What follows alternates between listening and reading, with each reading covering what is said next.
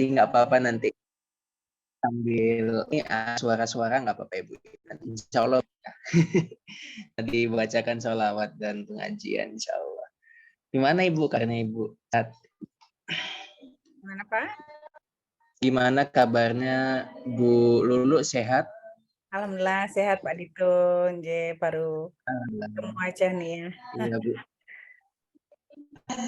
Iya, jadi memang ini adalah salah satu dari rangkaian kegiatan kita, Bu, mengadakan kuliah tamu, kemudian ada seminar kita online maupun offline nih. Jadi ya beginilah kami himpunan siswa pasca Geometri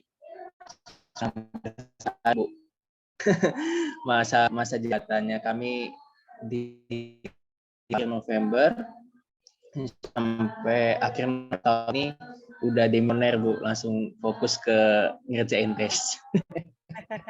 Luar biasa loh, ada himpunan mahasiswa jurusan di S2 apa S3 Pak? Di sana S2 Saya. Ibu. Oke. Jarang sih setahu saya yang aktif ya himpunan mahasiswa jurusan pasca sarjananya ya, ini luar biasa. Iya. Dikawangi Pak Dito mungkin ya. Iya, alhamdulillah Bu. Terima kasih juga Ibu sudah berkenan hadir di himpunan mahasiswa pasca. Mungkin kita mulai aja ya Bu. Oke, sama-sama Pak. Monggo Pak, bisa dimulai. Baik, oke. Sebentar ya Bu ya.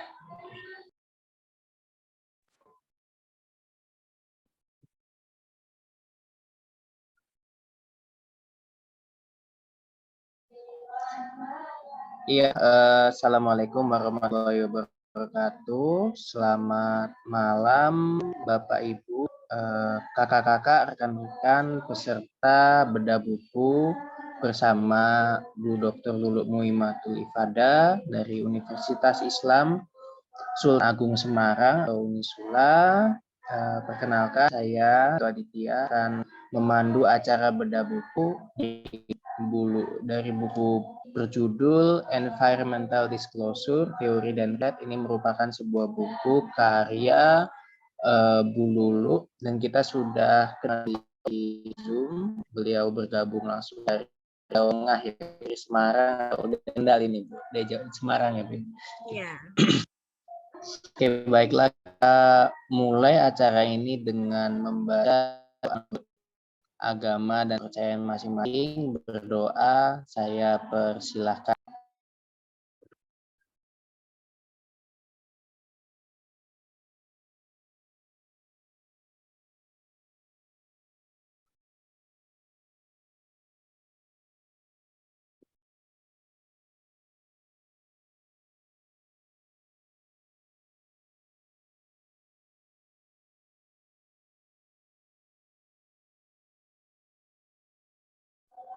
Ya, berdoa selesai. Baik, sebelum acara dimulai, saya akan membacakan sunan acara pada malam ini. Yang pertama tadi sudah dibuka, yang kedua pembacaan kurikulum vitae dari dulu, kemudian ketika ada penyampaian materi sekaligus penyampaian isi buku, inti isi buku dari buku karya beliau. Kemudian yang ketiga ada sesi tanya jawab dan dilanjutkan dengan foto bersama. Baik, saya akan bacakan kurikulum vitae dari buku dari Bu, jadi grogi saya. Beliau merupakan dosen di Universitas Agung Semarang, menyelesaikan pendidikan sebagai sarjana manajemen di Universitas Islam Sultan pada tahun 90 sampai 2002.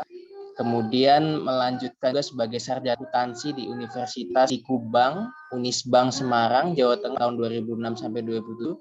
Kemudian beliau mengikuti program pendidikan profesi akuntansi Universitas di tahun 2007 sampai 2008. Kemudian lanjutkan magister akuntansi di Undip Semarang pada tahun 2006 sampai 2008.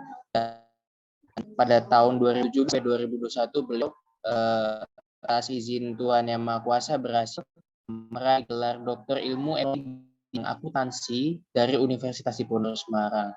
Pekerjaan sebagai dosen Fakultas Ekonomi Unisula Semarang, kemudian pernah menjadi sekretaris D3 akuntansi di Fakultas Ekonomi, pernah menjadi wakil dekan, masih menjadi wakil dekan sumber daya manusia dan Fakultas. Dan beliau sudah mengarang beberapa jurnal yang jumlahnya saya di sini sudah banyak teman-teman. Nanti saya share CV-nya di teman-teman nanti setelah acara. Boleh ya Bu ya kalau ada publikasi di jurnal internasional maupun nasional sudah banyak teman-teman saya lihat. Dan beberapa waktu yang lalu beliau menerbitkan buku berjudul Entertainment Disclosure, Teori Riset Sebagaimana beberapa setelah acara selanjutnya saya akan kepada Bu Dr. Lu Muhimul Ifada, SMSI AK CSRS RA, untuk menyampaikan presentasinya tentang buku yang diterbitkan oleh International Research and Development for Human Beings atau IRDH. Baik, Ibu, ke tempat kami persilahkan. Baik, terima kasih Pak Dito, teman-teman, Bapak Ibu, saudara-saudara sekalian. Bismillahirrahmanirrahim. Assalamualaikum warahmatullahi wabarakatuh. Oke, kita mulai. Terima kasih Pak Dito atas undangannya dari HMJ Pasca Sarjana. Luar biasa ya, dari saya baru kali ini sih HIMPAS ya namanya Pak ya, Universitas Tribhuwana Tunggadewi. Makanya melihat luar biasanya tadi disampaikan beberapa activity di Himpunan Mahasiswa Pasca Sarjana. Saya pernah kuliah S2, S3 itu hampir activity untuk mahasiswa jurusannya nggak ada tuh. Tapi ini luar biasa, salut untuk Pak Dito dan tim dan teman-teman. Baik, Bapak Ibu saudara-saudara sekalian, terima kasih atas kesempatannya. Memang kemarin akhir tahun 2022 buku ini alhamdulillah bisa terbit. Saya barangkali izin share screen nggih, Pak Dito. No, so sorry.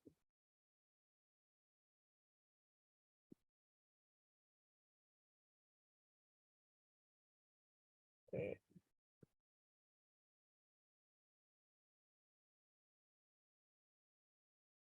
Baik, Bapak dan Ibu sekalian, Bismillahirrahmanirrahim. Rabbi srohli sodri wasirli amri walul uqdatam min lisani yafqahu qawli. Terima kasih atas kesempatannya untuk saya bisa sharing di sini bedah buku Environmental Disclosure Teori dan Riset ya. Tentu menjadi sebuah silaturahmi yang luar biasa pada malam hari ini dalam acara bedah buku. Saya mohon masukan dari Bapak Ibu saudara-saudara sekalian untuk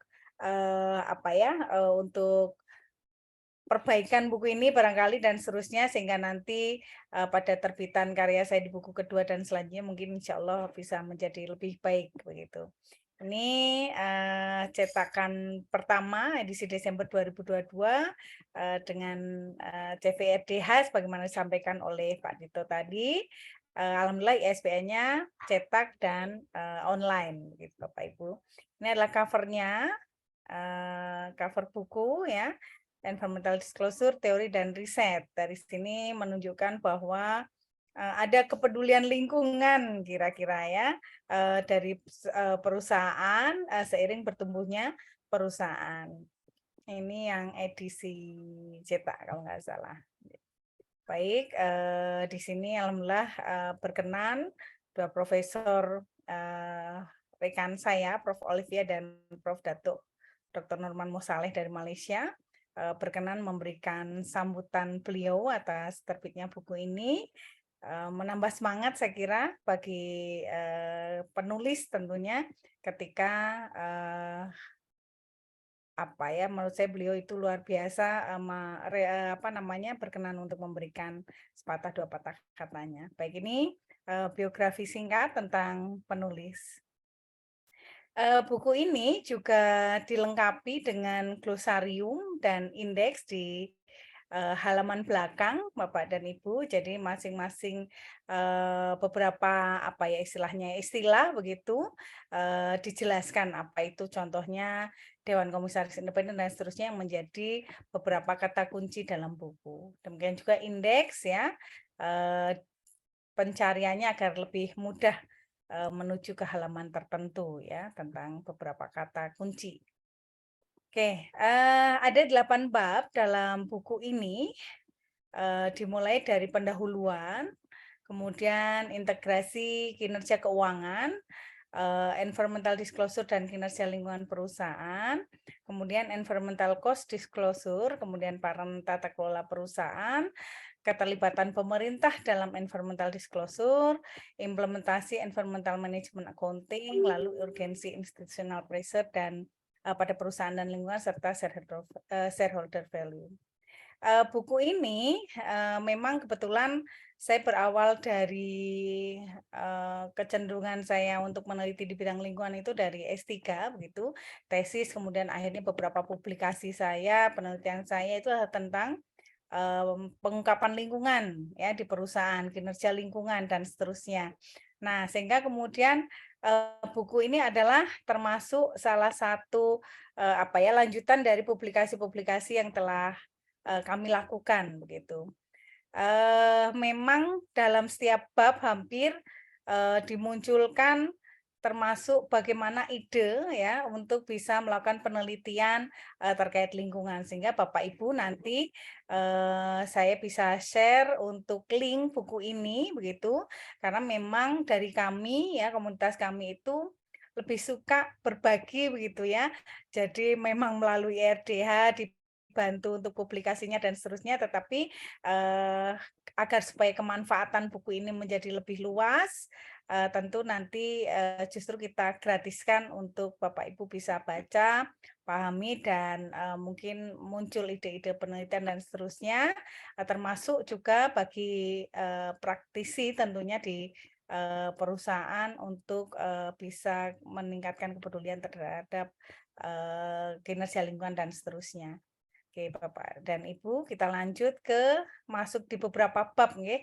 Bahwa ini akan menggambarkan bagaimana buku ini, misalkan di setiap babnya itu akan apa namanya, memunculkan ide-ide untuk bisa meneliti ya atau kajian di bidang lingkungan. Oke, di bab 1 tentang pendahuluan munculnya fenomena dan kesadaran terhadap lingkungan hidup. Barangkali nanti ini waktunya kalau nggak salah diberi waktu berapa menit, Pak? Itu?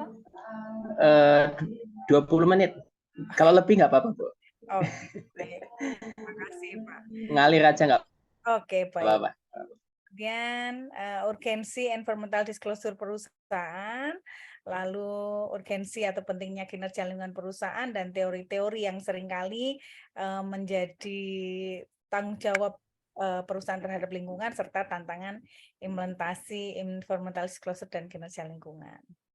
Oke, jadi memang fenomena kesadaran lingkungan hidup sudah luar biasa meningkat ya, baik secara nasional maupun global, sehingga tentu ini menjadi apa ya fokus kita bersama ya, tidak hanya perusahaan, tentunya termasuk kita sebagai individu ya. Jadi termasuk adanya beberapa fenomena ya, fenomena tentang degradasi lingkungan dan seterusnya, ini menjadikan fokus tren bisnis yang bertanggung jawab pada lingkungan itu menjadi sebuah tuntutan dari para stakeholder. Kenapa pada bisnis? Karena memang disinyalir bahwa bisnis ini relatif memberikan dampak terhadap lingkungan yang cukup tinggi. Sehingga perlu juga adanya transparansi pada hasil kepedulian lingkungan yang dilakukan oleh perusahaan berupa apa? Environmental disclosure ya, dan atas kinerja-kinerja lingkungan pada perusahaan. Nah, kemudian dari tingginya kesadaran lingkungan tadi, mohon maaf terlewat, oke ya, itu akan sangat sebanding dengan tingginya kesadaran lingkungan pada masing-masing seluruh stakeholder termasuk para kita juga ya, baik dari akademisi maupun masyarakat begitu. Kemudian akhirnya menjadikan environmental disclosure itu sangat diperlukan atau pengungkapan lingkungan yang dilakukan oleh perusahaan itu dirasa sangat perlu gitu ya. Apa itu environmental disclosure atau pengungkapan lingkungan? Yaitu adalah pengungkapan informasi baik berupa keuangan maupun non keuangan di sini ya.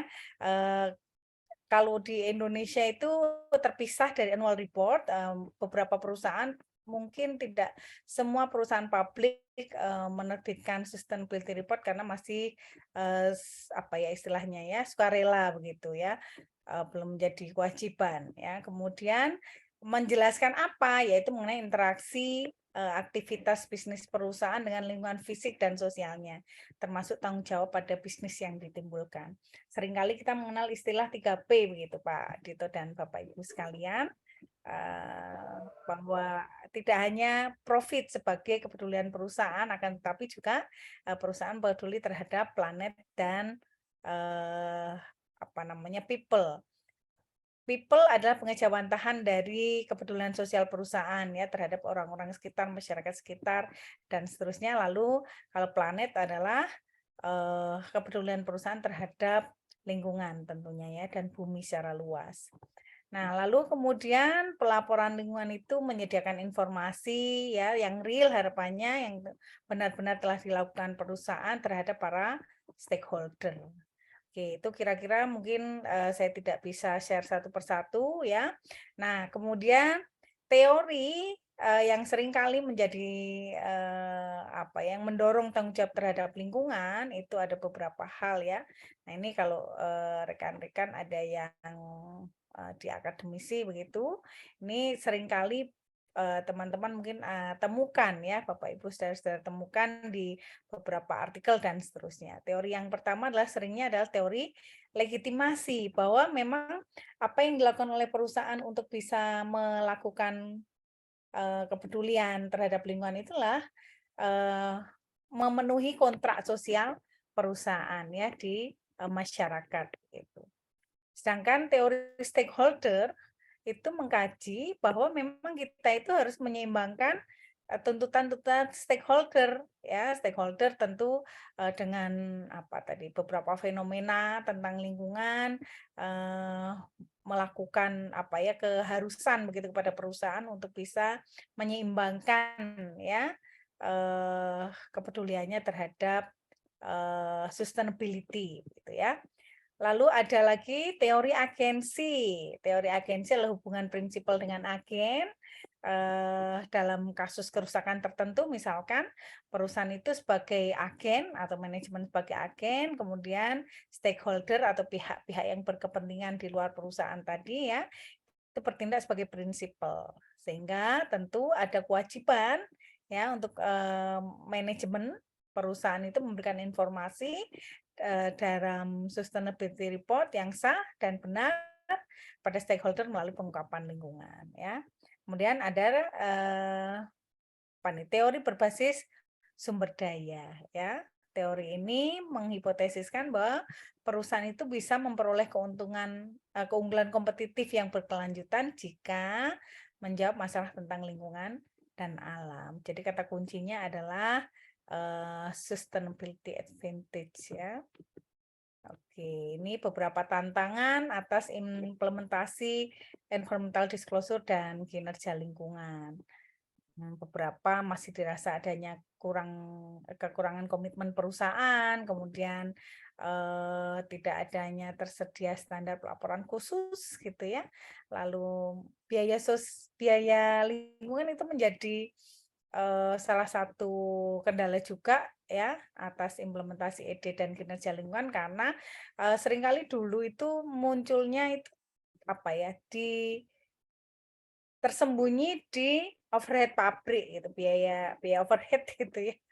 Kemudian sekarang sudah sangat berkembang gitu dari tahun 2006 kebetulan itu muncullah yang istilahnya itu environmental cost ya, atau biaya tentang lingkungan. Ya memang masih sedikit kalau penelitian saya itu perusahaan-perusahaan di negara-negara berkembang itu jauh tertinggal ya dibandingkan perusahaan-perusahaan di negara develop atau maju gitu dalam hal pengalokasian artinya jumlah perusahaan yang mengalokasikan environmental cost ya dan lain sebagainya. Ini kemudian saya ingin memberikan di pendahuluan belum memunculkan beberapa ide penelitian ya. Ini contoh di bab 2, mungkin saya tidak bisa share semua bab nanti karena keterbatasan waktu. Di bab 2 contohnya membahas tentang integrasi kinerja keuangan, environmental disclosure, dan kinerja lingkungan perusahaan. Oh, ternyata ada keterkaitan kalau perusahaan melakukan kepedulian lingkungan, memiliki kinerja kinerja lingkungan yang baik, begitu ya, akan berdampak pada pengungkapan lingkungan yang lebih baik, begitu, dan tentu berakibat harapannya ke kinerja keuangan yang menjadi lebih mapan dan seterusnya ya.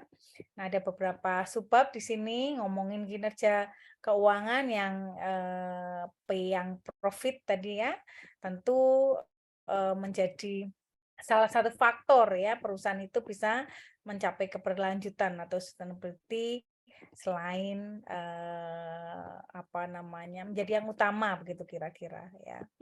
Kemudian bagaimana kinerja keuangan berperan dalam pengungkapan lingkungan. Di sini dialokasikan sebuah gambaran begitu ketika perusahaan yang memperoleh tuntutan dari masyarakat agar perusahaan lebih memperhatikan masalah lingkungan, maka perusahaan dengan kinerja keuangan yang lebih baik itu bisa menghadapi dengan lebih baik. Kenapa? Karena ketika perusahaan keuntungannya lebih baik, maka akan melakukan pengungkapan lingkungan dengan lebih baik ya, karena dia melakukan banyak hal kegiatan terkait lingkungan ini untuk dilegitimasi oleh masyarakat ya. Kemudian bagaimana kinerja lingkungan dengan kinerja keuangan ya dan seterusnya ya, ini contohnya. Nah, sehingga diakhiri dengan bagaimana model penelitian kira-kira antara kinerja keuangan dan pengungkapan lingkungan. Nah, di sini menjadi tadi saya istilahkan untuk ide Bapak Ibu saudara-saudara peneliti misalkan ya, untuk bisa mengkaji hubungan antar variabel dan seterusnya terkait itu ya. Oke, kemudian next-nya ini di bab 3 ngomongin environmental cost disclosure. Jadi bagaimana mengungkapkan pengungkapan tentang biaya lingkungan ya. Ini yang saya sebut tadi menjadi semakin berkembang perusahaan-perusahaan yang mengalokasikan environmental cost secara khusus gitu ya, atau biaya sosial juga diantaranya. Ini biaya ini memang dimaksudkan biaya untuk melakukan pencegahan, perencanaan ya, perbaikan ataupun kerusakan yang diakibatkan oleh aktivitas internal perusahaan maupun eksternal perusahaan yang berdampak pada lingkungan gitu ya. Oke. Nah, di sini juga bagaimana pendekatan penelitian itu telah dilakukan misalkan ya terkait dengan environmental cost dan pengungkapan lingkungan serta kinerja lingkungan. Oke, kemudian ngomongin juga tentang peran tata kelola perusahaan di bab 4-nya ya. Karena memang tidak terlepas dari bagaimana perusahaan itu melakukan tata kelola ya. Oke.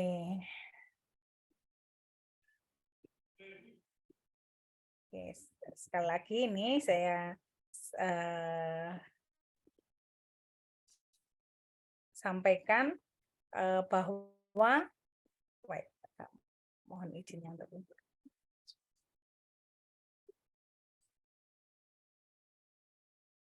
pendekatan riset tentang bagaimana tata kelola dan pengungkapan lingkungan. Oke, next-nya.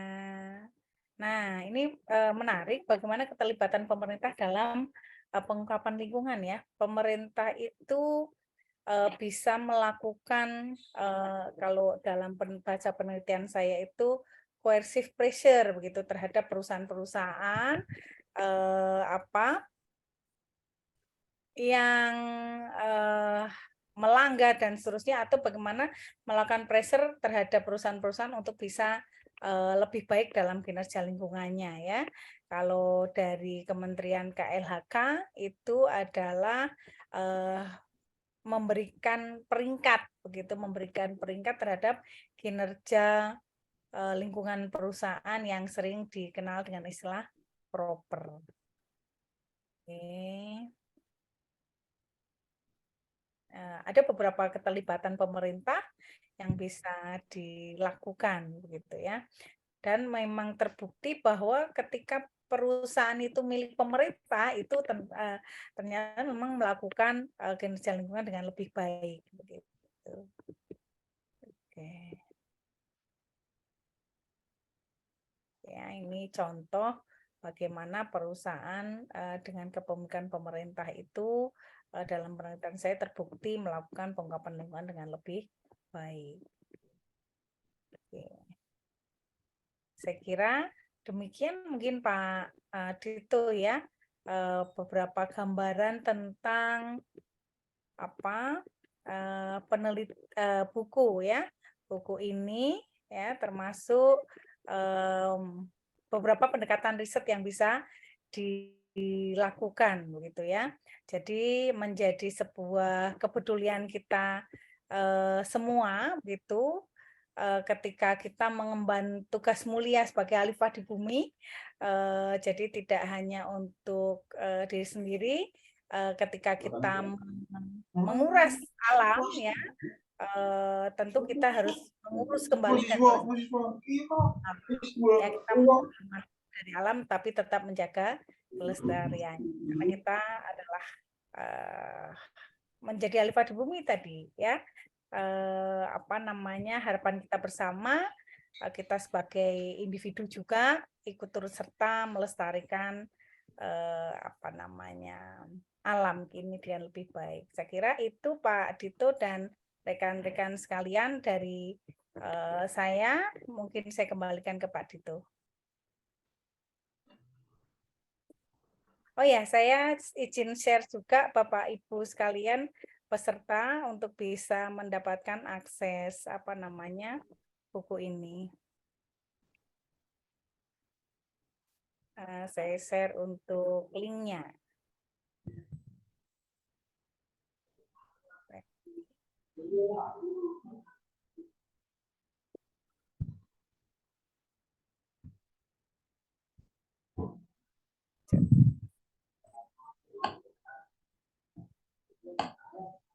Dipersilakan Bapak Ibu untuk bisa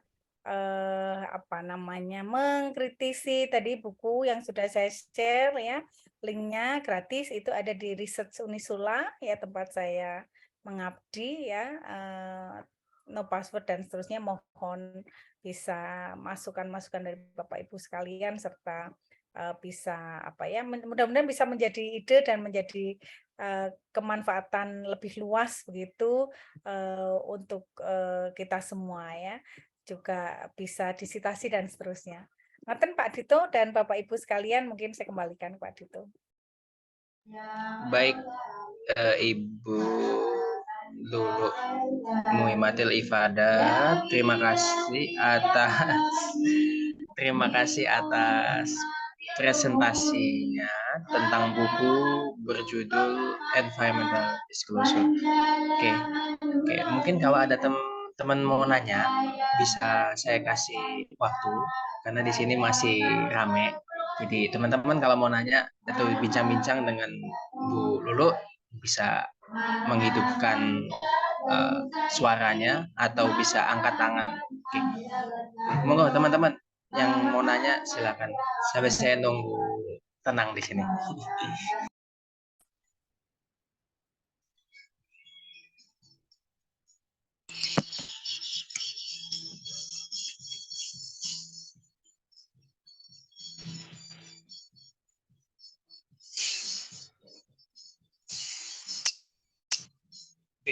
waktu ini. Silakan Pak Markus kalau mau bertanya.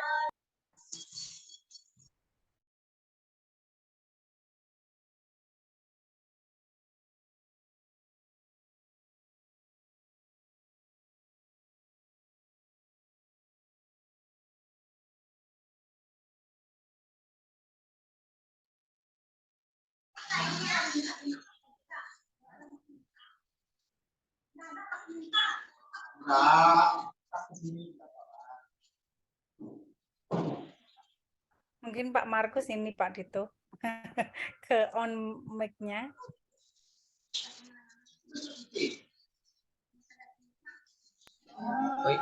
Baik, kalau ada yang mau bertanya terkait materi yang disampaikan oleh Bu Lulu, dipersilakan pada teman-teman. Barusan beliau mempresentasikan tentang poin-poin dari buku yang beliau tulis tentang pengungkapan terhadap lingkungan hidup yang bisa dilakukan oleh stakeholder dan perusahaan. Karena akuntansi dan audit ternyata tidak hanya bisa dilakukan dalam bidang keuangan, tetapi dengan environmental disclosure, ternyata akuntansi dan audit juga bisa diterapkan di lingkungan hidup. Mungkin begitu ya, Bu ya. Ya begitu. Jadi memang menjadi bagian ya saat ini bahwa bisnis itu tidak bisa terlepas dari sustainability, tidak bisa terlepas dari apa namanya program-program kepeduliannya terhadap lingkungan ya dan sosial tentunya menjadi satu keterkaitan yang tadi saya jelaskan di awal gitu Pak Dito. Jadi tidak bisa hanya berorientasi pada profit saja, bagaimana meningkatkan kinerja keuangan dan seterusnya gitu ya, hanya diukur dari rasio keuangan saja gitu, tentu harus juga melibatkan apa namanya kinerja yang lain, yaitu kinerja dari sisi sosial dan lingkungannya. Kira-kira begitu Pak Dito. Betul Ibu, karena memang perhatian dari perusahaan terhadap lingkungan sekitar ini ternyata menarik ya Bu. Sebagai contoh, misal ada suatu instansi atau hotel, misalnya, kadang pernah diprotes karena menyebabkan sumber air di sekitar hotelnya berkurang. Mungkin bisa dilakukan audit terhadap perusahaan ya Bu ya, kepatuhan terhadap lingkungan hidup.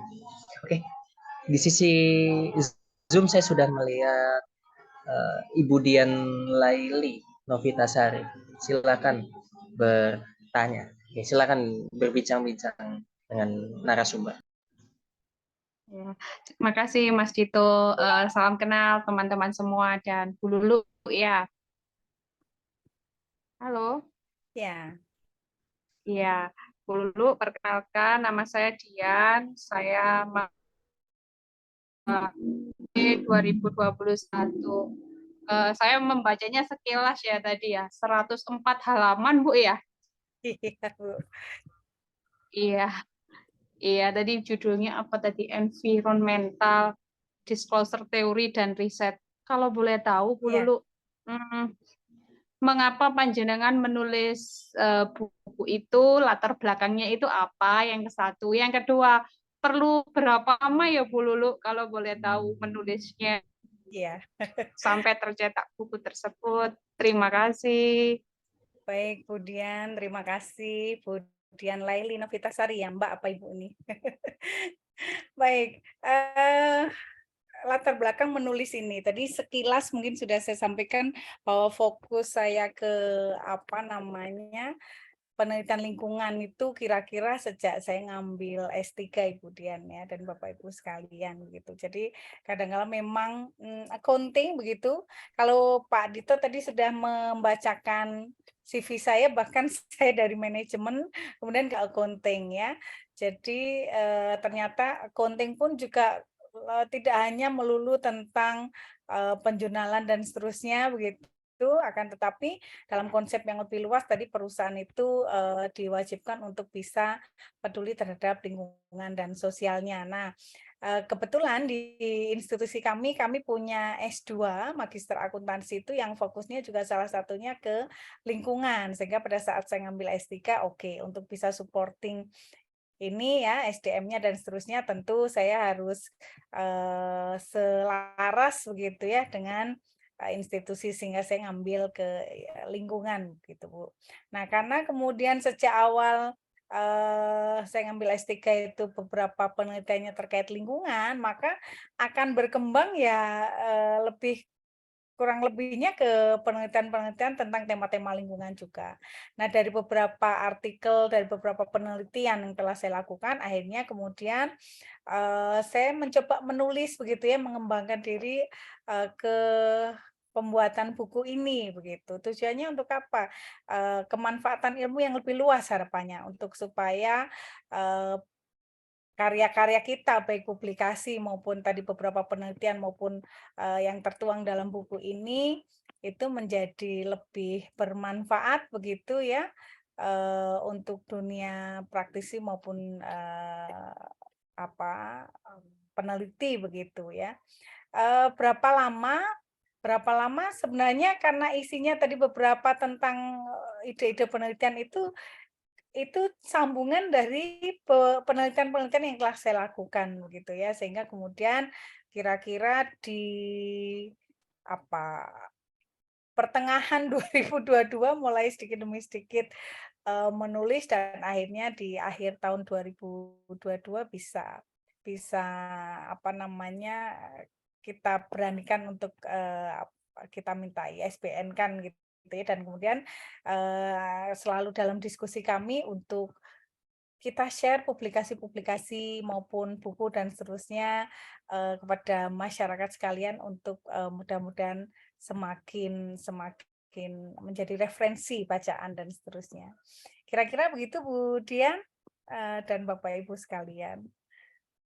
Tadi saya share nggih, memang sekitar kalau totalnya dengan cover itu ya 116 page kalau di PDF tadi. Ngaten Pak Dito. Baik, terima kasih atas pertanyaannya Mbak Dian Laili Novitasari. Kayaknya kalau saya panggil Bu ketuaan. Ada umpan balik, tanggapan balik dari Mbak Dian. Oke.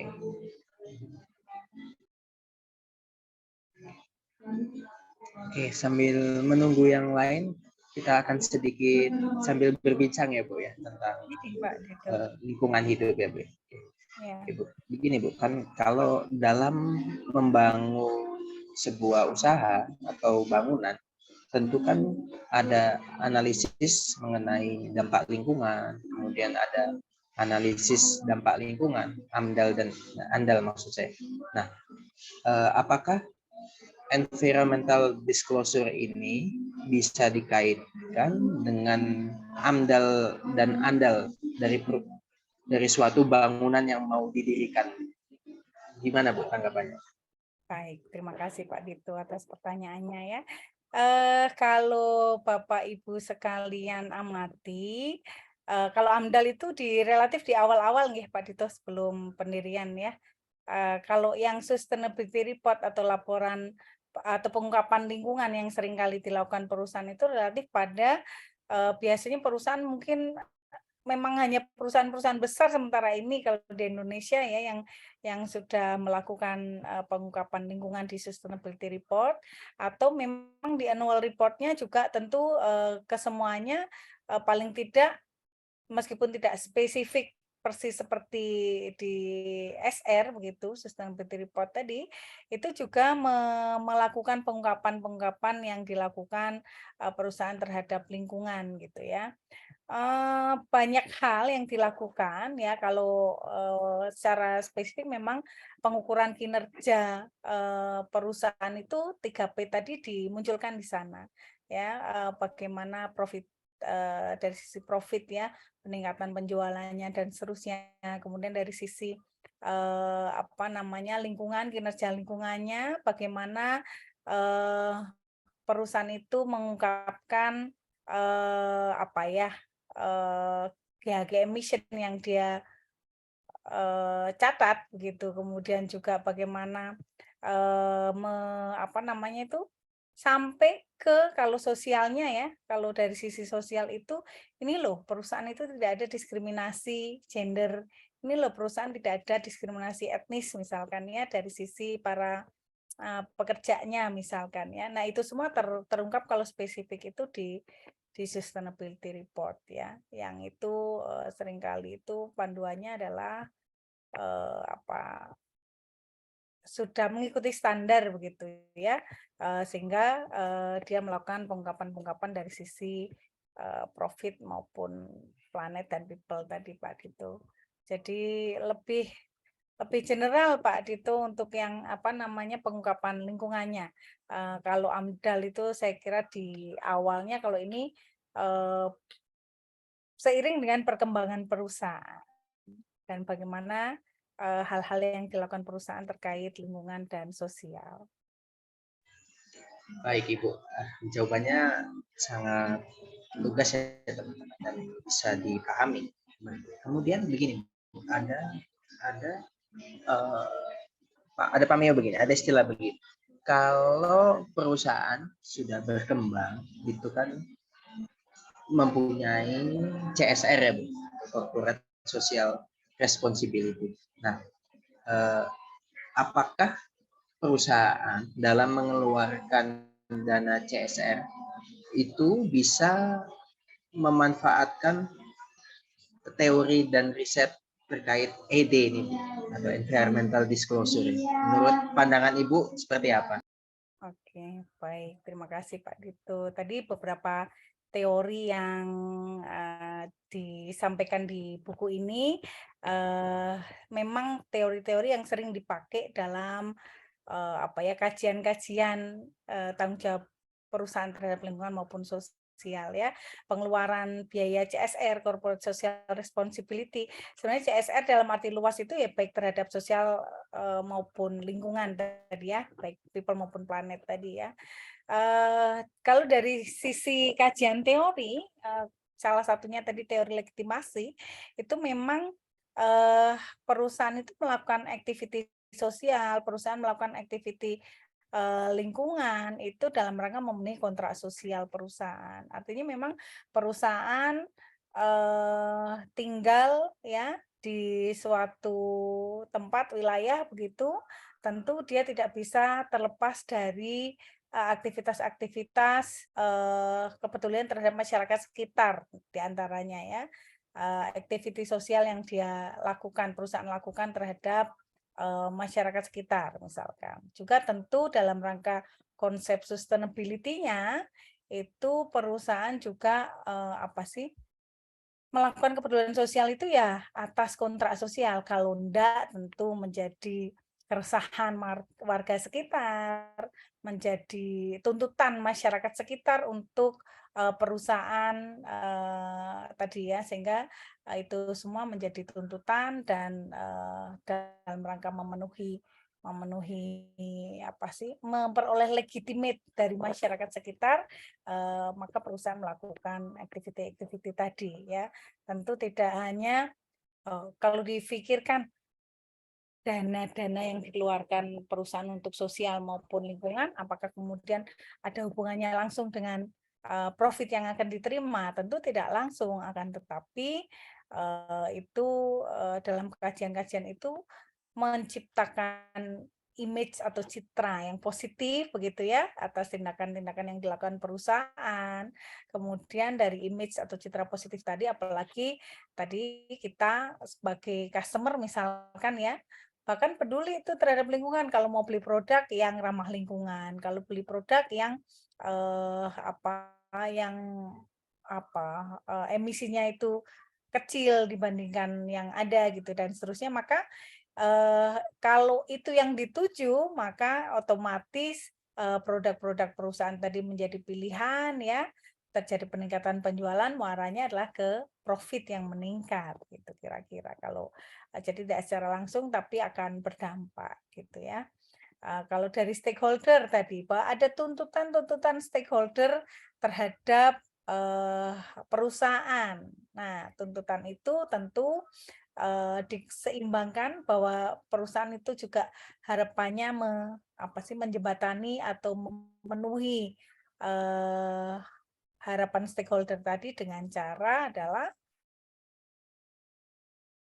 ini melakukan apa yang menjadi harapan bersama tadi dengan melakukan kepedulian sosial maupun lingkungan ya, dana-dana yang tetap harus dikeluarkan oleh perusahaan ya.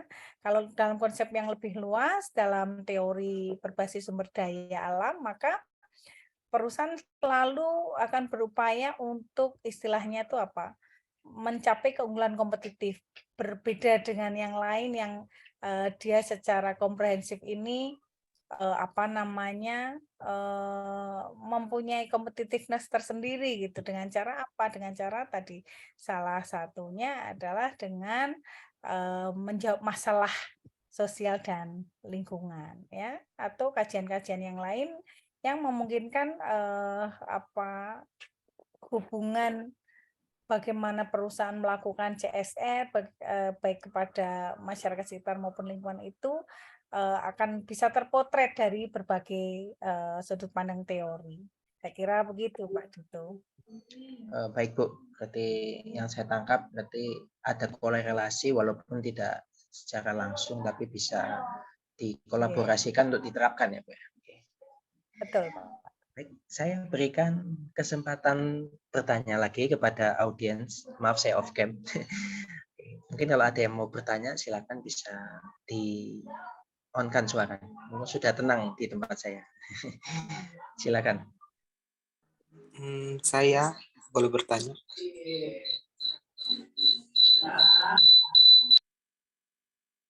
Silakan Bapak. Perkenalkan, nama saya Johan Helvin. Di sini Ibu mohon izin bertanya terkait dengan model dan riset dari ini. Apakah model dan riset ini kayak bisa digunakan di bidang-bidang lain selain dari audit keuangan dan lain-lain, atau mungkin bisa diterapkan pada bidang MSDM atau yang lainnya, Ibu? Oke. Terima kasih. Baik, terima kasih Pak Johan Helvin ya. Ya. Ya, di MSDM apa bisa diterapkan apa enggak? Kalau MSDM itu cenderung sangat bisa begitu Pak Helvin ya. Cuman misalkan beberapa riset yang saya pernah baca terkait dengan MSDM itu dikaitkan dengan yang tadi kepedulian sosialnya ya, social disclosure-nya gitu Pak. Mungkin saya sebentar coba share screen tentang salah satu SR perusahaan ya, sehingga tadi bisa dikaitkan loh dengan SDM dan seterusnya. Wait.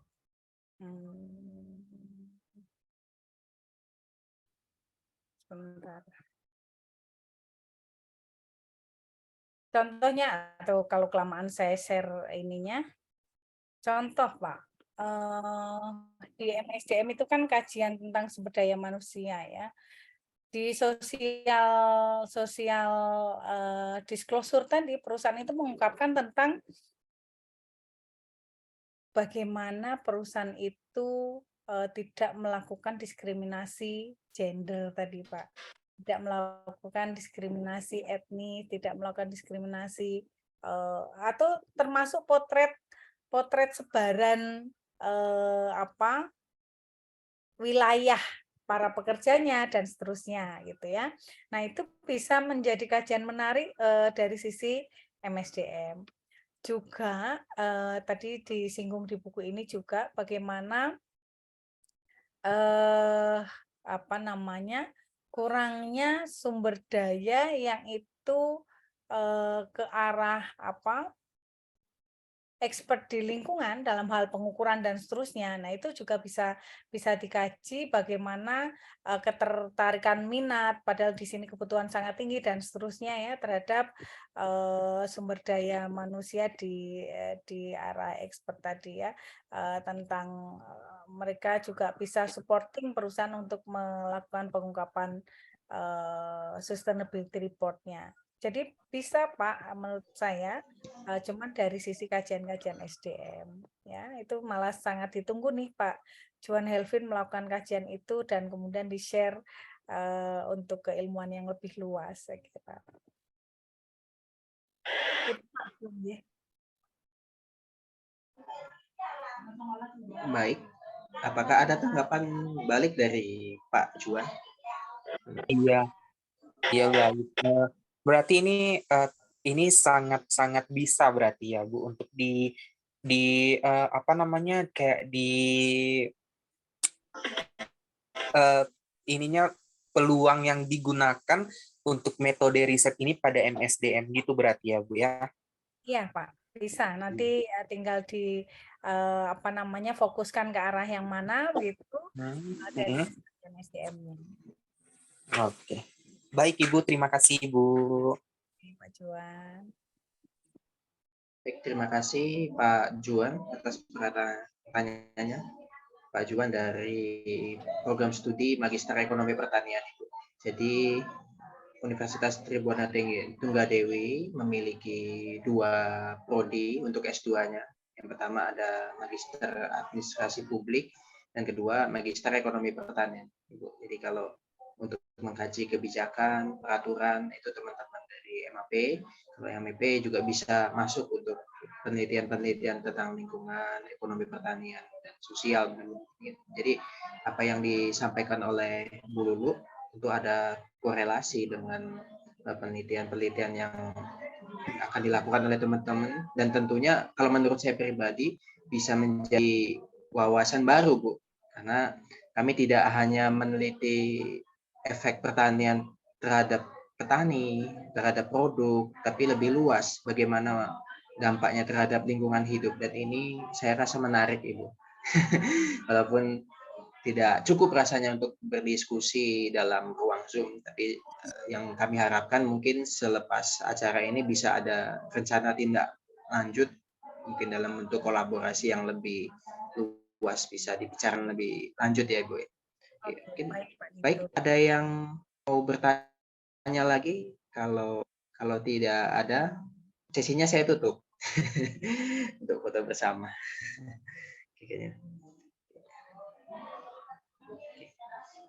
Mungkin sambil Bu ya, sambil menunggu pertanyaan, ada atau tidaknya pertanyaan, mungkin ada closing statement dari Ibu terhadap peserta apa? Oke. Baik, terima peserta kasih. bedah buku maksud saya. Oke, terima kasih atas apa namanya kesempatannya Pak Dito. Jadi memang tuntutan yang sangat luas atas terjadinya fenomena-fenomena lingkungan ya. Biasanya diawali dengan adanya perubahan iklim yang kita rasakan gitu ya.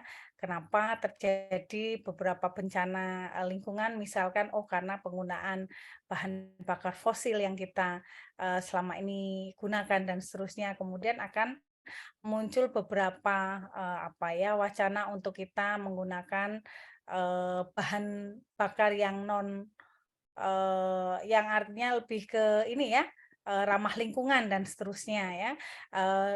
Terus kemudian bagaimana beberapa fenomena masalah lingkungan yang terjadi akibat industri itu semua menjadikan bahwa harus ada kepedulian lingkungan baik itu industri termasuk kita secara individu ya, untuk kalau bahasa saya tadi lebih peduli dengan lingkungan. Kalau di Al-Qur'an pun juga tersurat begitu ya, bahwa harus ada kepedulian kita bahwa dalam istilahnya kita boleh mengambil ya dari alam, akan tetapi kita tetap harus mengurus dan melestarikan alam ini ya. boleh mengambil manfaat, akan tapi tetap menjaga kelestariannya. Saya kira itu menjadi pengingat kita semua, karena kita memang diminta Allah begitu ya, sebagai khalifah di bumi, jaga lingkungan kita, karena istilahnya itu warisan untuk anak cucu kita begitu ya, diistilahkan. Saya kira itu saja Pak Dito, tidak hanya ke industri tetapi lebih fokus juga kepada kita semua sebagai individu. Baik, terima kasih Ibu atas pernyataannya. Mungkin ada pertanyaan nih. Tadi saya lihat di kolom chat, mungkin Pak Fitrianto untuk yang terakhir. Oke, Pak Fitrianto. Jadi Pak Fitrianto ini Pak Dito dan Bapak Ibu sekalian mahasiswa di Magister Akuntansi ya, Fakultas Ekonomi Unisula. Silakan Pak Fitrianto. Jadi suatu hal yang menarik untuk membuat kita secara umum itu berusaha menjadi lebih responsibel, utamanya pada keberlangsungan di masa depan itu. Dulu sering ada iklan itu bahwa bumi ini kan bukan warisan nenek moyang, tapi pinjaman daripada anak cucu kita itu. Menjadi suatu pengetahuan yang menarik. Kemudian ada 3 pertanyaan Bu Lulu. Gitu. Ya, terima kasih Pak Dito. Biasa borong pertanyaan kalau di kelas ya. Biasanya kan ini awalnya dari greedy ya Bu, dari kerakusan, kemudian dibungkus dengan lip service gitu, sehingga kadang-kala praktek CSR pun mungkin itu tidak sampai mendalam itu, jadi sekedar yang penting ada gitu kan, tapi lumayan daripada tidak ada itu. Terus yang jadi pertanyaan adalah itu, bagaimana praktek daripada disclosure yang tadi diceritakan itu di perusahaan-perusahaan atau di entitas di Indonesia, mungkin di Asia Pasifik kan yang terdekat dalam 1 dekade ini. Terus yang kedua, apakah ada reward atau punishment dari government selaku pemegang policy atau mungkin dari NGO yang mana ini bisa memberikan sanksi yang bersifat ekonomis maupun non ekonomis itu, sehingga nanti menjadi satu semacam ini pembelajaran bagi yang lainnya gitu. Kemudian yang 3, dengan kepatuhan atas satu idealisme yang bagus tersebut, itu pengungkapan yang bertanggung jawab, kepatuhan itu, bagaimana dampak bagi bisnis entitas itu sendiri, kemudian dampak bagi lingkungan, dampak bagi masyarakat. Dalam hal ini lingkungan dimaksud biasanya ada lingkungan di sekitar dan masyarakat secara umum itu, sehingga apakah itu betul-betul secara umum bisa dinikmati atau mungkin juga memberikan dampak misal atas nilai daripada stok di pasar bursa atas perusahaan tersebut. Kurang lebih demikian 3 pertanyaan Bu Lulu. Terima kasih Pak Dito atas waktu yang diberikan. Terima kasih. Baik, terima kasih Pak Fitri. Beberapa tadi saya catat begitu ya. Yang pertama, seringkali kok menjadi lip service aja gitu ya. Banyak juga itu Pak Fitri kajian tentang apa yang dilakukan itu hanya semata-mata untuk ya menampilkan saja begitu ya. Akan tetapi tentu ya normatifnya adalah semakin tinggi ya, kalau dilihat dari laporan biasanya begini, kalau masalah di SR ya, kalau tentang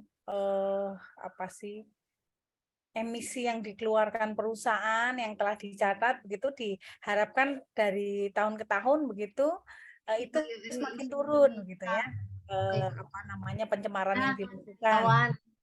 Kemudian kalau dari sisi pendanaan misalkan atau empowerment masyarakat sekitar misalkan ya, atau tentang program-program lingkungan itu semakin banyak, semakin ya banyak hal yang bisa dilakukan oleh perusahaan gitu ya. Jadi itu yang bisa kita amati. Jadi makanya SR itu biasanya itu tidak hanya dalam satu periode, tapi dia juga kadang-kadang kemukakan karena setiap tahun kan ya, tetapi ada perbandingannya untuk melihat peningkatan setiap periodenya, kira-kira begitu.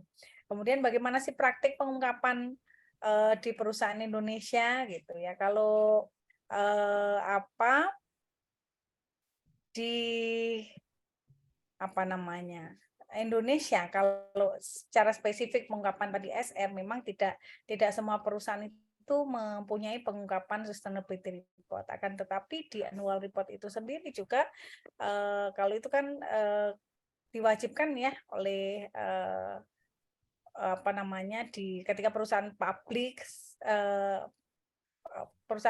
gitu ya yang tercatat listed di Bursa Efek Indonesia tentu mempunyai kewajiban untuk bisa mengungkapkan financial report-nya yang sekarang adalah masuk di annual report begitu. Nah, itu dilakukan pengungkapannya dan banyak sekali penelitian-penelitian yang mencoba menggali bagaimana pengungkapan yang dilakukan oleh pengungkapan lingkungan maupun sosial yang dilakukan oleh perusahaan ya di Indonesia, Pak Fitri. Jadi harapan semakin banyak semakin baik gitu ya yang dilakukan baik sisi kuantitas maupun kualitas ya. Kalau reward and punishment tentu ada. Artinya seperti tadi contoh KLH itu kan Kementerian Lingkungan Hidup dan Kehutanan itu kan menerbitkan untuk penilaian kinerjanya adalah proper istilahnya Pak.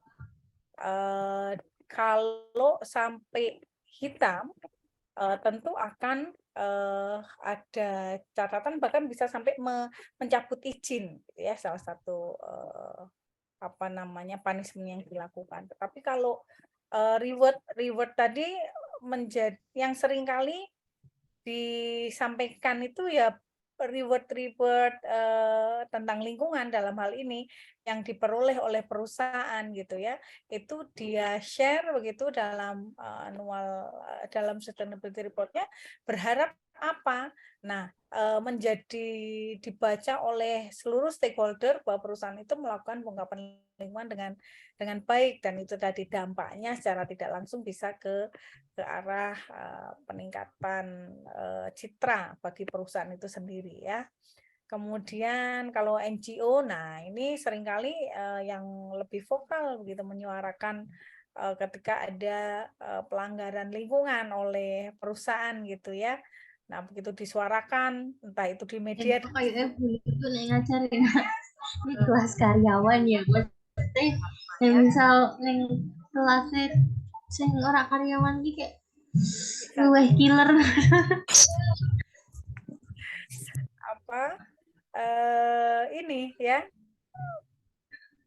NGO tadi menyuarakan tentang apa ketika perusahaan itu melakukan katakan tindakan yang itu merugikan, melakukan pencemaran lingkungan dan seterusnya ya. Nah, dampak bisnisnya gitu apakah bisa ke arah ke peningkatan nilai perusahaan, nilai saham dan seterusnya, itu iya secara tidak langsung tadi Pak Dito, Pak Fitri ya dan Bapak Ibu sekalian ya, bahwa apa yang dilakukan ya menjadi harapannya benar-benar dilakukan dan kepedulian perusahaan terhadap sosial maupun lingkungan itu terbaca dengan baik, dirasakan dengan sangat baik ketika saat ini kita semua fokusnya sudah ke arah sustainability gitu ya, menjadi kewajiban bersama ya, lalu ya kemudian akan tentu berdampak ke citra perusahaan yang meningkat, kemudian menjadi pilihan, bahkan membeli saham pun juga orang akan melihat saham-saham yang perusahaan itu bisa sustainable gitu ya. Nah kalau akhirnya itu yang menjadi pilihan, sahamnya menjadi lebih apa namanya baik gitu ya, dan tentu nilainya akan menjadi lebih baik juga, bisa secara tidak langsung ke arah sana.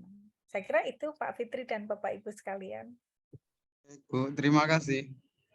Sama Pak Fitri. Gitu Pak Dito. Oke. Ada di luar ekspektasi nih, ada dari teman rekan bisa bertanya, bisa memberikan tanggapan balik. Oke, saya sudah melihat di ruang chat ada Kak Aziza Asmi izin bertanya. Oh ya, silakan dengan menghidupkan suaranya. Boleh off cam, boleh on cam. Oke. Silakan. Baik, terima kasih banyak Mas Dito atas waktunya. Bu Lulu, selamat malam. Alhamdulillah bisa ikut kelasnya Bu Lulu di sini, Bu. Jadi yang mau Ziza tanyakan di sini berkaitan dengan penelitian kami, mungkin tadi Mas Fitri juga ya. Jadi seperti yang sudah dikatakan tadi, kami ini sedang melakukan penelitian yang berfokus atau kita lagi concern di masalah sustainability accounting gitu ya. Kalau misalnya kita akademisi gitu ya, maksudnya kita kuliah sering melakukan penelitian khususnya tentang sustainability accounting gitu, mungkin sudah beberapa kali membaca terkait tentang pentingnya environmental disclosure ini dan bagaimana manfaatnya terhadap perusahaan secara langsung gitu. Nah, cuman yang mau Ziza tanyakan di sini, itu kan tadi untuk kita sebagai orang akademisi yang membaca berdasarkan penelitian gitu ya, Bu. Tapi bagaimana caranya untuk meningkatkan awareness dari berbagai pihak yang memiliki kewajiban untuk melakukan tanggung jawab lingkungan gitu ya, Bu.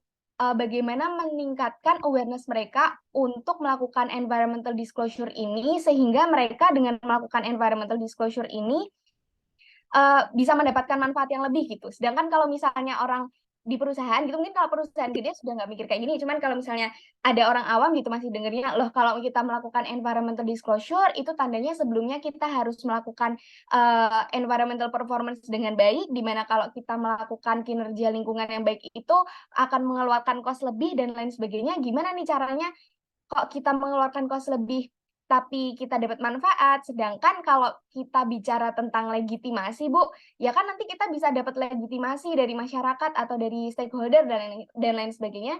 Kalau kita bicara tentang emang seberapa penting sih kinerja lingkungan kita bagi masyarakat gitu, emang berapa banyak customer kita yang peduli, oh aku pakai jasa atau aku pakai produk brand ini karena mereka kinerja lingkungannya itu baik, itu tuh seberapa penting gitu, gimana nah itu tadi yang saya tanyakan, gimana menyadarkan orang-orang awam ini untuk melakukan environmental disclosure untuk mendapatkan manfaat lebih, gitu dulu.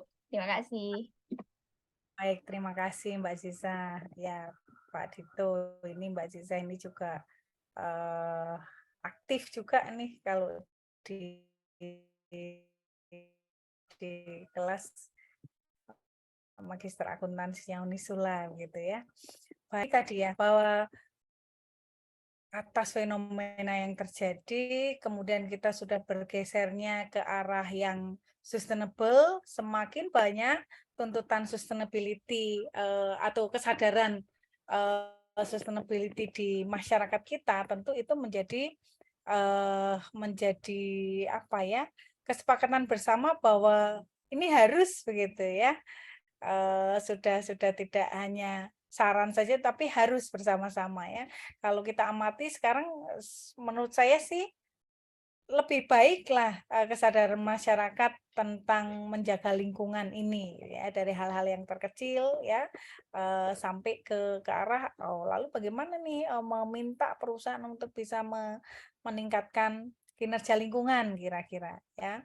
Jadi emisi-emisi limbah dan seterusnya itu yang kalau itu negatif, terus kemudian kita menjadi semuanya tersadar, oke jangan melakukan itu, maka ya tuntutan kinerja lingkungan di perusahaan tadi harusnya menjadi apa ya, fokus juga. Kalau tadi dikatakan mau saya beli brand ini karena memang mobil contohnya saya suka karena ini lebih ramah lingkungan dan seterusnya misalkan ya.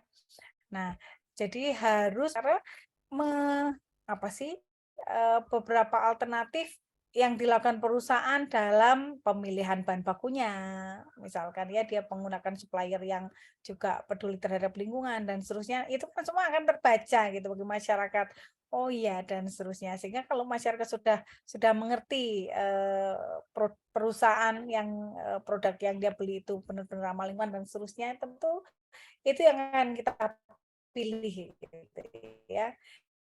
Dan itu akhirnya juga menjadi sebuah lebih ada awareness perusahaan ke sana ya kita harus ke sana gitu. Akhirnya menjadi hal yang penting saya kira kepedulian perusahaan tentang itu, Mbak Azizah ya.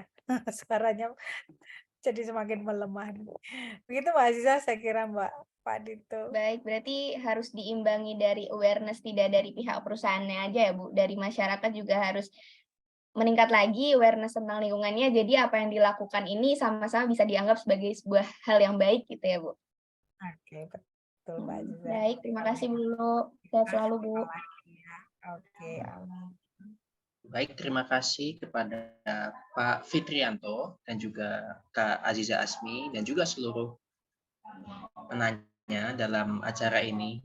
Saya dan kami dari Unitri sangat berterima kasih bahwa rekan-rekan dari instansi lain, dari Unisula juga berkenan hadir di acara ini bersama Bu Lulu. Dan nggak ngira juga, ini juga semacam kuliah dari 2 kampus ya, 2 magister dari jadi satu ruangan, kemudian bisa mengikuti semacam kuliah. Ya ini ya dengan adanya kemajuan di era 4.0 ini memungkinkan kita semua berkumpul dalam satu ruangan digital, walaupun kita beda lokasi. Seperti itu ya Bu Lulu. Mungkin masih ada lagi yang ingin bertanya. Kalau sudah, saya akan berikan kata-kata penutup setelah foto bersama. Oh, Pak Dito, ada peserta baru Pak Eko yang biasanya tanya. Oh, boleh. Kalau misalnya mau bertanya, boleh saya kasih waktu 5 menit. Bisa 5 menit kalau misalnya. Oke, kalau monggo Pak Eko, mana Pak Eko?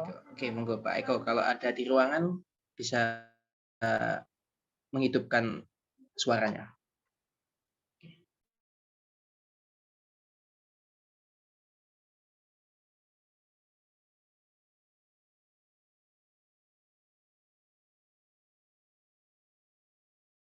Ya, nampaknya Pak Eko belum ada ini. Oke, baik. Oh, boleh. Izin nambah pertanyaan. Silakan Pak Fitrianto. Ini kayaknya kalau pertanyaannya banyak nanti jangan lupa Bu, nilainya bagus nih. Oke, monggo Ibu. Monggo Pak dengan pertanyaan. Baik, makasih Pak Dito. Waktu yang keduanya, Bu Lulu juga. Jadi hal yang menarik karena beberapa waktu lalu kami jadi baru belajar Pak Dito gitu. Jadi bagaimana agar limbah ini memiliki nilai manfaat gitu kan. Dan ini kenapa dilakukan? Karena kita tidak ingin menambah beban berat daripada lingkungan gitu. Namun kan tidak semua aktivitas tersebut kita ungkapkan, tapi sudah kita laksanakan itu. Nah, ini nyambung dengan pertanyaan yang pertama tadi gitu, tentang mulai dari greedy, kerakusan, karena orientasinya akan keuntungan, hanya profit dan profit, kemudian ada himbauan untuk jujur gitu, bertanggung jawab terhadap lingkungan, kemudian dia mulai lip service, tapi kan tadi dijawab alhamdulillah gitu kan, dari tahun ke tahun laporan SR, CSR itu kan meningkat gitu, paling enggak dari sisi kuantitas gitu. Frekuensinya meningkat. Nah, di grafik itu muncul gitu. Nah, kalau dibikin tabel juga muncul terlihat. Nah, kemudian pertanyaannya itu adalah kayaknya menarik kalau Bu Lulu bercerita nih 1 atau 2 perusahaan yang dia mengungkapkan sustainability-nya, kemudian tanggung jawabnya pada lingkungan itu. Salah satu contohnya kemarin diceritakan tentang ini ya Bu, Unilever. Dia yang ditampilkan tentang kecap Bango ya gitu. Nah, kecap itu kan salah satu bahan utamanya adalah gula. Oke, gula Jawa gitu kan. Karena dulu mau usaha kecap Bu, jadi sempat survei kecap daerah Kebumen. Nah, pertanyaannya adalah Bu, bisa cerita dong Bu, perusahaan-perusahaan yang mungkin dia itu tidak hanya bergerak di hilir aja untuk mencari profit, kemudian dengan brand yang menarik, bahwa dia itu sudah bertanggung jawab pada lingkungan, tapi real misal kalau tentang pabrik kecap itu ya, atau merek kecap atau produk kecap, dia misalkan melakukan pembinaan ke para petani kelapa, kemudian memberikan preventif, karena kelapa itu kalau sudah dimakan orang namanya gendon itu yang besar-besar itu biasanya habis gitu. Nah ini untuk sustainable ke masa depan itu, ini gimana gitu keberlangsungan mereka gitu, apakah real mereka melakukan sampai ke hulunya gitu, sampai ke hulunya gitu, tidak sekedar oh penghijauan gitu, tapi real yo ini bisnis jangka panjang ini karena untuk anak cucu kita gitu.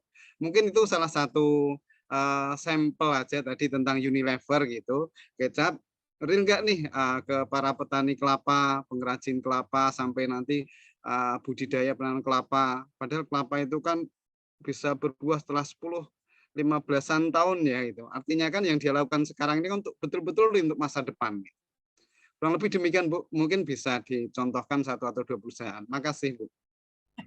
Baik, terima kasih Pak Fitri. Kalau itu kayak pertanyaannya lebih cocok untuk kuliah kita besok deh.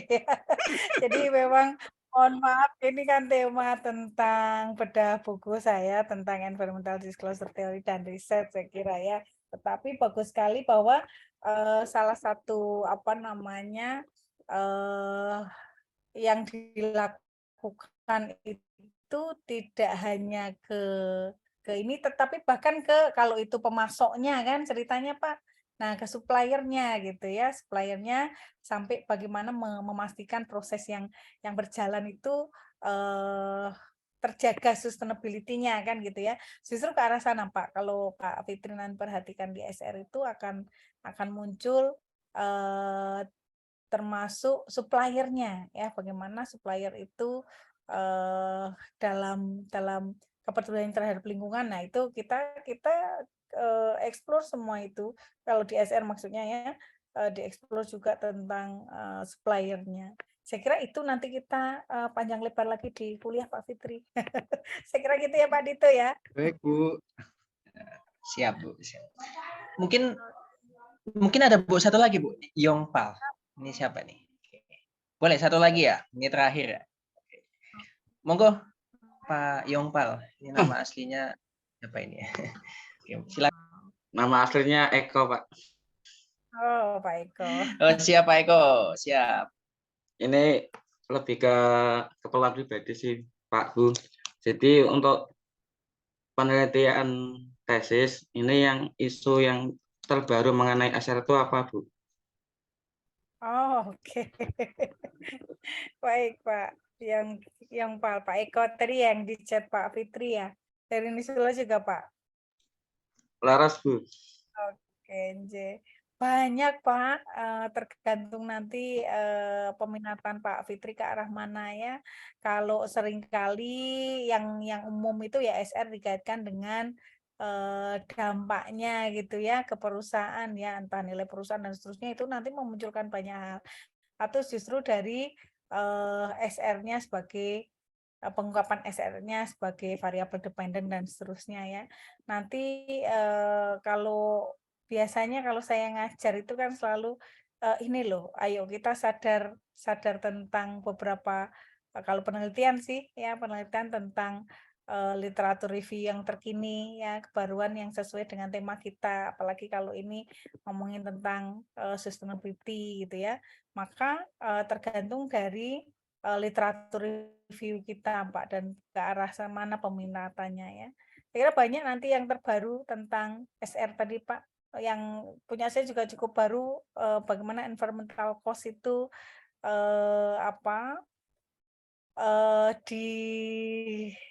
diekspos begitu ya. Kalau kemarin di saya itu environmental cost itu menguatkan gitu, memoderasi hubungan antara kinerja lingkungan dengan pengungkapan lingkungan misalkan ya. Itu banyak hal Pak Eko ya. Nanti bisa kita sudah pernah ya mempraktekkan yang pernah saya sampaikan ya untuk literatur review-nya. Kalau literatur sudah bukan aja di tugas kuliah, jadi ya pernah ngerjakan. Ya, nanti di update yang terbaru Pak. Iya.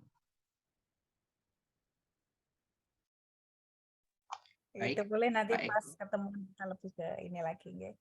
Tema-tema terbarunya. Itu nggih Pak Eko nggih. Nggih, Bu Lulu, terima kasih. Apa itu? Eko dan semua audiens kita dibatasi oleh waktu. Jadi semoga silaturahmi kita dalam pertemuan ini tetap berlanjut dan Allah akan menindaklanjuti dengan menghubungi Ibu Lulu supaya ada di Allah Bu ya.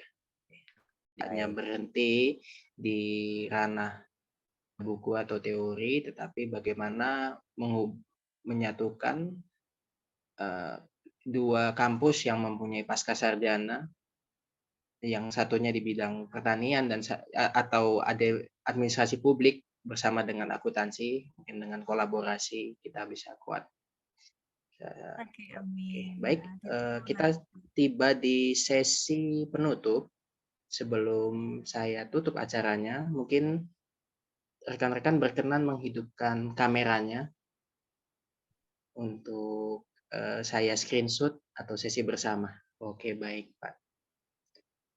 Pak Fitianto mungkin, Mas Fidel, Mas Juan. Oke, ini masih hidup semua ya matanya ya. Kalau udah yang ngantuk gitu kan. Wah, Masya Allah, bagus. Pak Heribertus Demon, ya nih dari S1 pendidikan ya. Oke, bagus. Masih S1 ikut agenda S2 ini luar biasa. Oke, yang lainnya nih gimana nih? Hidupkan juga Pak Markus Wisola, ya Mbak. Oke, Mbak Aziza sudah menghidupkan. Kalau host nggak usah, hostnya cuma laptop aja. Yang ini yang Pak Rocky Budian Ancieta, ini nggak hidupkan juga. Nah, Pak Sigit Pramono, terima kasih. Mbak Nur Istiqomah atau yang lain, oke. Mungkin ini ya sudah di alam mimpi mungkin. Oke. Oke, sudah. Saya berikan aba-aba. 5, 4, 3, 2, 1. Oke. Satu kali pengambilan lagi ya, Bu ya. Oke. 1, 2, 3. Baik, ya sudah masuk. Nanti ditunggu. Kalau zaman sekarang kan udah enak kalau kirim ya Bu ya. Kalau saya masih SD dulu itu nunggu dulu Bu, 3 hari cetak di film itu. Nanti kalau hasilnya bagus ngulang lagi pakai kamera. Kalau sekarang saya lihat enak sekali tinggal foto-foto gitu. Baik Ibu, terima kasih atas partisipasi rekan-rekan semua dalam acara bedah buku berjudul Environmental Disclosure bersama Dr. Lulu Muhimatul Ifada dan Himpunan Mahasiswa Pascasarjana Universitas Tribuana Tunggadewi Malang.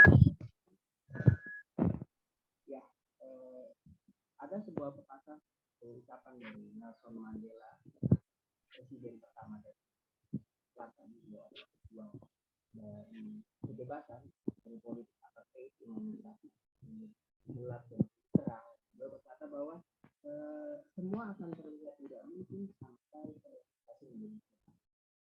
Kemudian ada satu pepatah barat yang mengatakan bahwa apa yang kita lakukan akan bergema dan sakti di keabadian dan di hadapan Tuhan yang Maha Kuasa ketika tidak ada hari yang tidak mampu untuk melawan hari ini kita bersaksi di hadapan Tuhan apa yang kita lakukan.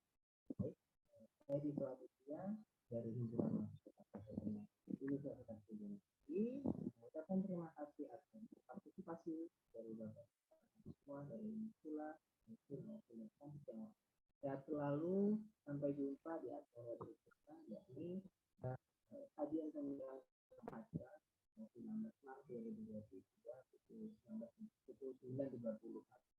Terima kasih. Saya akhiri ya Bu ya. Wabillahi taufiq wal hidayah. Dari Dewa saya. Waalaikumsalam warahmatullahi wabarakatuh. Waalaikumsalam warahmatullahi wabarakatuh. Waalaikumsalam warahmatullahi wabarakatuh. Terima kasih. Pak Sigit, Bu Lulu, dan semua mahasiswa. Oke.